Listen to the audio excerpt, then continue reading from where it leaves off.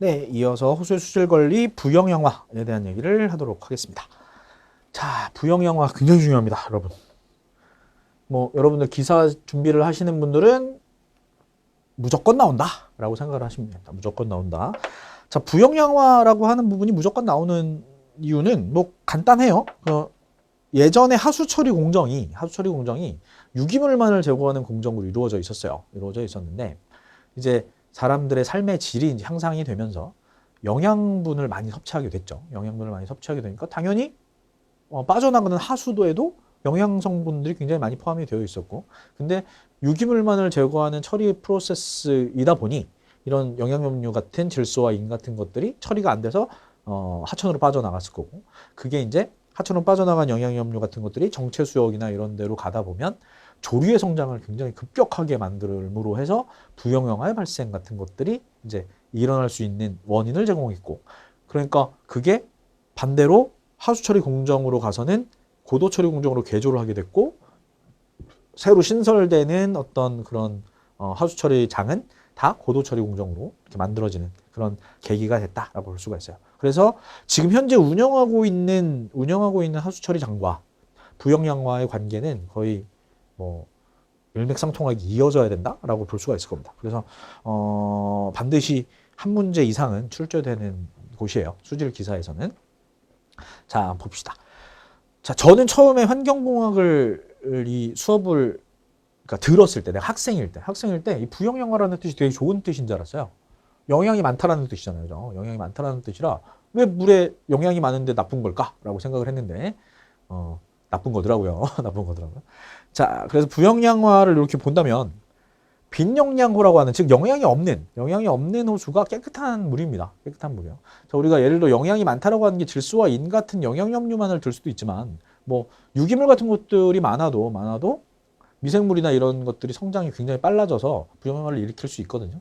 자, 유기물의 예를 든다면 유기물이 굉장히 많이 들어있다라고 하면 미생물이 유기물을 막 먹이로 섭취할 수 있잖아요. 그죠? 그러면 미생물의 성장 속도가 굉장히 빨라지겠죠? 빨라지면 미생물이 그 유기물을 산화를 막 시키면서 성장도 많이 할 거고, 유기물을 막 산화시킨다라고 하면 DO가 어떻게 되는 거예요? DO가 소모가 되는 거죠. 그죠? 산화시킬 때 DO가 사용이 될 테니까. 그러니까 DO가 점점 없어지는 물. 그러니까 한마디로 안 좋은 물이 되는 거겠죠. 좀 더러운 물이 되는 거겠죠. 한마디로 영양이 없는 물이 훨씬 더 깨끗한 물이다라고 볼 수가 있고, 빈영양호에서는 거의 DO는 포화 상태로 유지가 되고 있고요. 그리고 BOD라든지 그런 유기물, BOD라든지 아니면 질소와 인 같은 것들은 1 이하, 5 이상으로 되는 경우는 거의 없다라고 볼 수가 있을 것 같아요. 자, 그래서 이 빈영양호라고 하는 원래 기본의 깨끗한 호수에 질소와 인 같은 영양염류가 점점 들어가게 되면 영양이 점점 많아지는 거죠. 굉장히 많아지는 거죠. 이게 점점 많아지다 보면 습지가 되고 초원이 되고 산림이 되고 한다고 하는데 요건 됐고요. 여기까지 되면 좋아지는 거 아닙니까? 그죠? 요건 됐고 우리가 배우는 건 여기까지. 그죠? 빈영양호에서 영양분이 들어가면 들어갈수록 중영양호, 부영양호로 바뀐다라고 볼 수가 있어요. 자, 그러면 우리가 부영양화가 일어나는 원인이 되는 물질은 대표적인 게 질소와 인이에요. 질소와 인입니다. 질소와 인이 호수로 들어가면서 조류의 성장이 급격히 진행되고, 그 조류가 급격하게 진행이 되면서 조류에 의해서 부영양화가 발생하는 거다라고 볼 수가 있어요. 자, 그러면 질소와 인이 이런 호수 같은 데 들어간다라고 하면 자정작용이 안 일어날까요? 당연히 자정작용이 일어나요. 그죠? 미생물이나 이런 것들에 의해서 질소와 인 같은 것들이 소모가 돼요. 소모가 되는데 부영양화 현상이 일어났다라고 하는 얘기는 뭐가 되겠는 거예요? 한마디로 자정작용의 어떤 초과가 일어났다라고 하는 뜻이에요. 그래서 부영양화를 다시 한번 얘기하자고 하면 자정작용 초과에 의해서, 초과시 그럴까요? 초과에 의해 영양물질 유입 시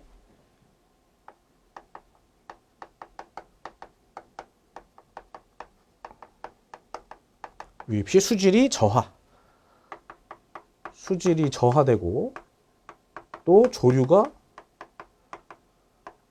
번식하는 현상, 조류가 이렇게 번식을 하는 것 때문에